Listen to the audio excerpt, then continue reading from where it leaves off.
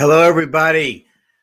This is the Michael ALPOUGH Life, Love, and Laughter Show, episode 35. Wow, I remember when I was 35, I had a lot more hair. Wow, it's just so funny what numbers does to you, isn't it? First of all, I got to pan this out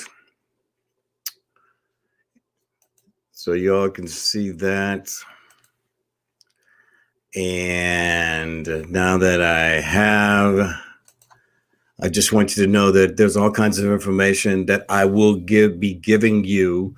This is a place where you take the best, you leave the rest, and the best is good enough here. I can tell you that right now. I want to welcome everyone who will be coming in, and also people who will be seeing this tonight, tomorrow, and years from now, because what I'm doing here is delivering you a message about being an adult of your mind. And that is the important thing here we have, ladies and gentlemen.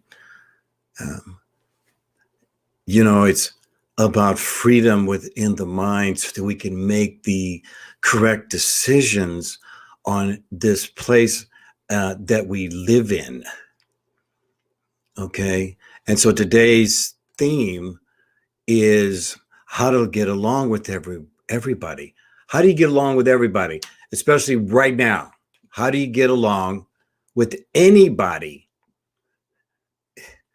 right now? On this afternoon's talk, I was saying, who knows anybody? Who knows anybody now? In the last year and 3 to 4 months, everyone has had this thing that has happened to them that has caused them to change. Most of us have not paid attention to the technical difficulties of the red pills and the blue pills until everything happened with the pandemic that came back in November of 2019, which was all foreseen, all predicted. If you go back and you'll see that, wow, you look back and wow, this was kind of a weird thing. If you're into the numbers, then you'll understand about things like gematria and how things have been almost in their own way scripted to us. And so, again, we still have freedom. Where is the freedom? The freedom is within our mind. And so this is where I want to bring us, because we're in this place where the people that we have always been with and have trusted in our lives, and now on each one of us, we're questioning on what this person is like. And again, where does it start with? Well, it starts right here. Starts right here. What's coming out of this, which has been around, by the way, since the 50s at least. I came in on it when it was black and white. So now, does that define our neighbor? Does that define our cousin, our aunt, our uncle, the ones we've grown up with, people who we've gone to school with? Does that mean that we are all changed and we no longer know each other? That's something that each one of us have to answer to ourselves. And the main person to ask is you, my friend. Who are you now? Have you been swayed and weighed and tugged and drugged and dragged and hagged? Have you, in this whole hurricane of a place where we don't know anymore. But yes, we do, because we have our memories, right? We have our memories. Now, I live in Arizona.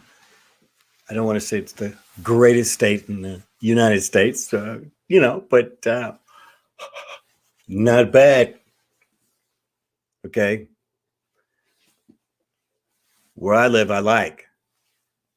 And so that still doesn't mean that I'm not affected by what's going on 50 miles from me in the metropolitan city, or 100 miles south in the metropolitan city, or 400 miles from one of the biggest cities in California, or even in a small town in Minneapolis called Brooklyn Center.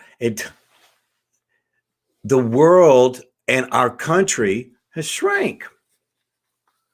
But that doesn't mean that we have to act like we don't know each other.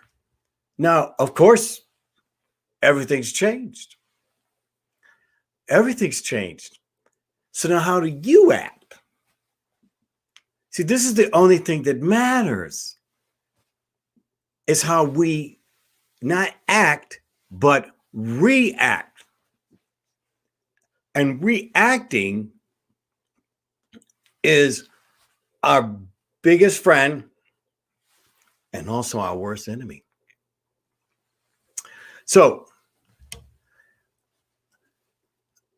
I have some ways that I've discovered in my life and have learned that I want to pass on to you as the new rules of how we would consider each other.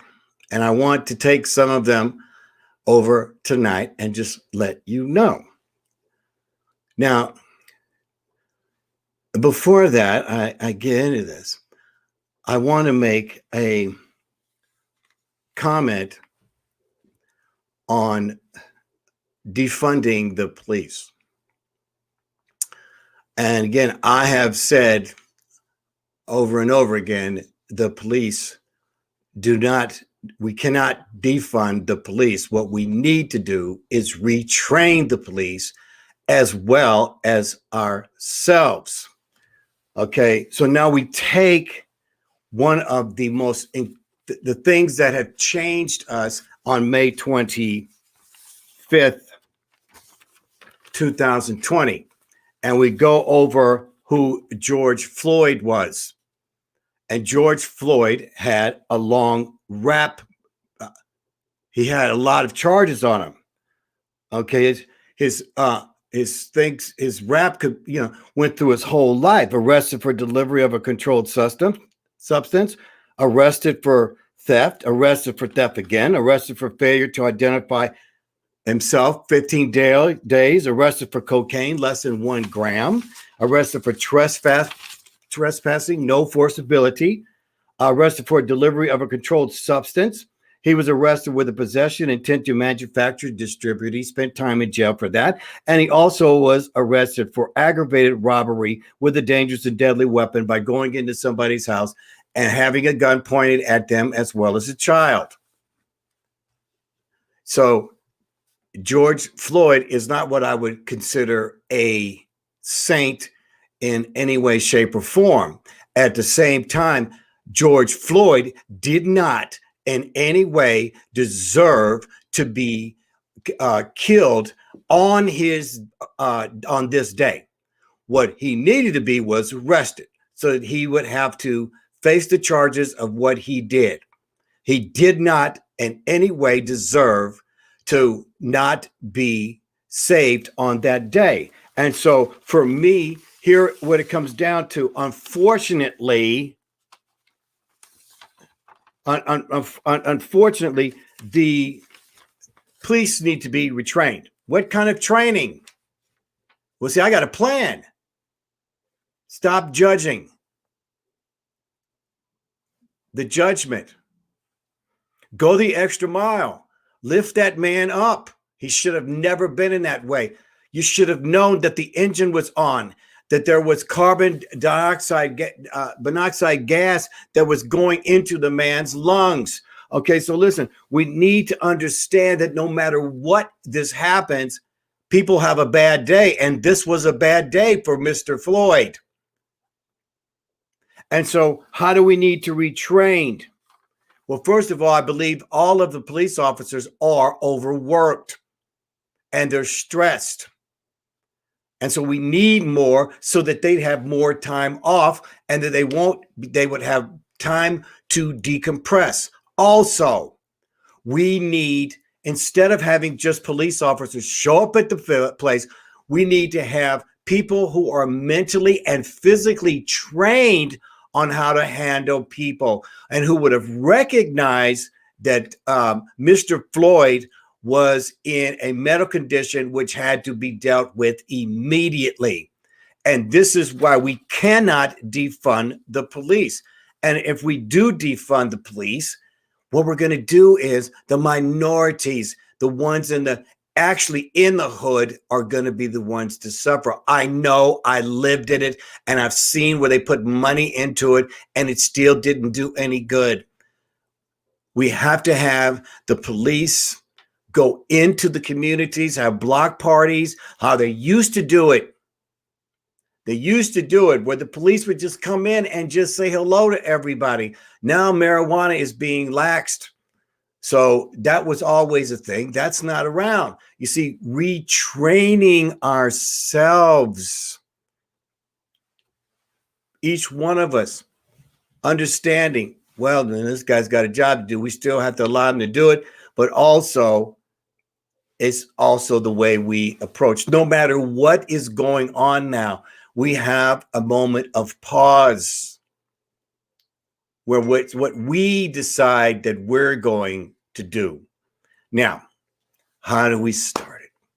Wow, I'm glad you asked that, Michael. Okay. It starts with gratitude. Gratitude for your own personal life. Giving of yourself and who's around you. Kindness. Okay. Integrity. Respect for yourself. Acceptance of yourself.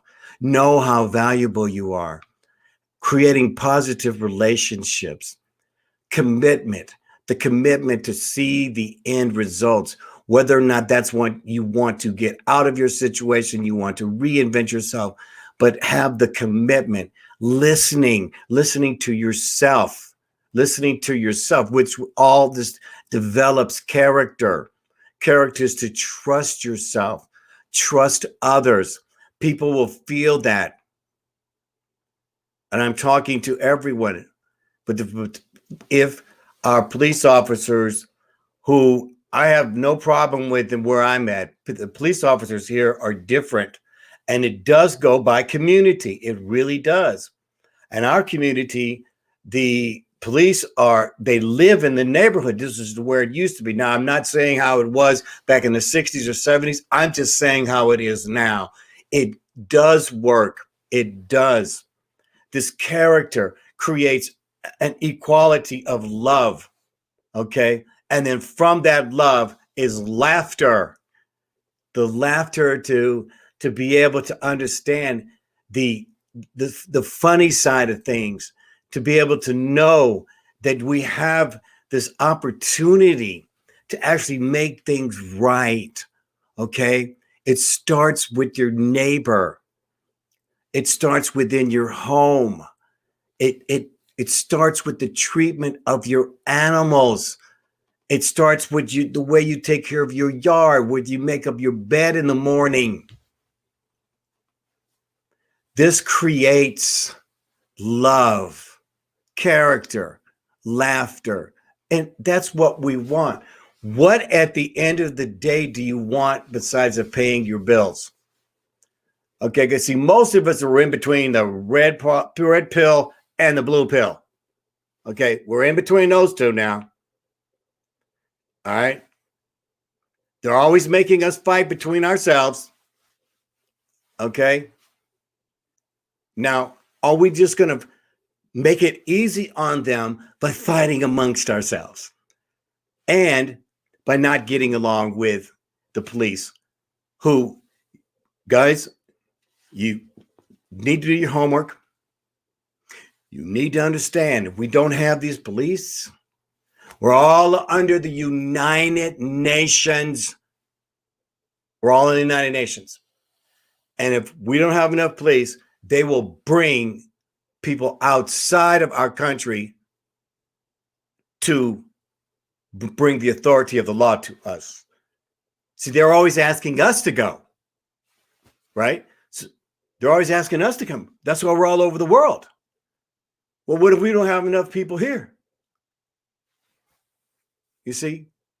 So for all of us, it's so important to have the acceptance, relationship, the commitment, the listening, the character, our love for each other, to be able to laugh at something that, you know, when the time comes and you look back on something, you just laugh like, wow, why did I get so upset about that?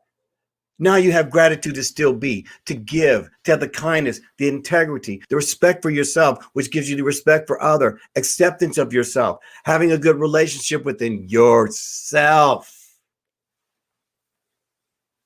produces that laughter of gratitude. We've been through bad times. We've been through bad times. We've made it. Okay? What are we? We're Americans, man. United States of America. And no matter what,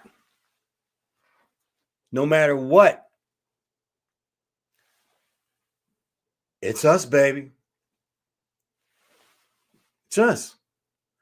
Now, what do we have in the United States?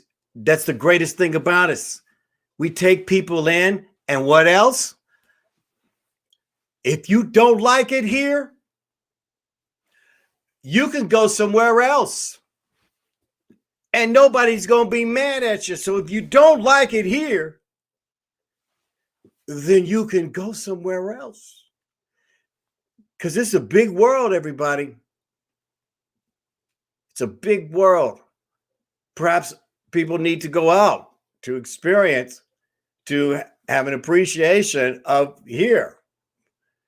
I've been out of the country.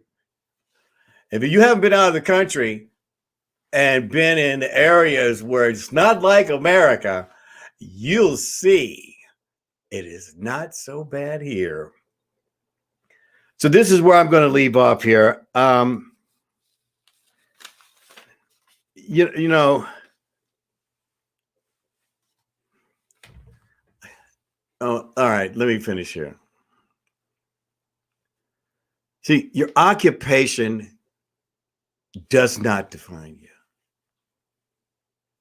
For some of us, oh, you were making good money, somebody stole your income, you lost your job, whatever it was, it doesn't define you.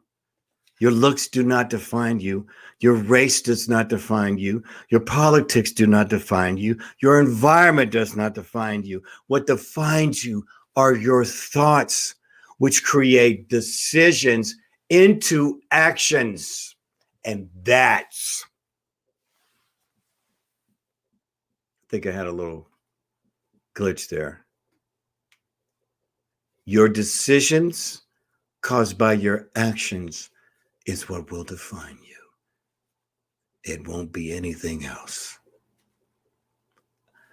I'll be back tomorrow talking about the things that are the tough things. But that's why I'm here. And that's why I'm not going anywhere. So, ending my 35th show. When your mind is troubled, fill it with love. Fill it with love. Fill it with love.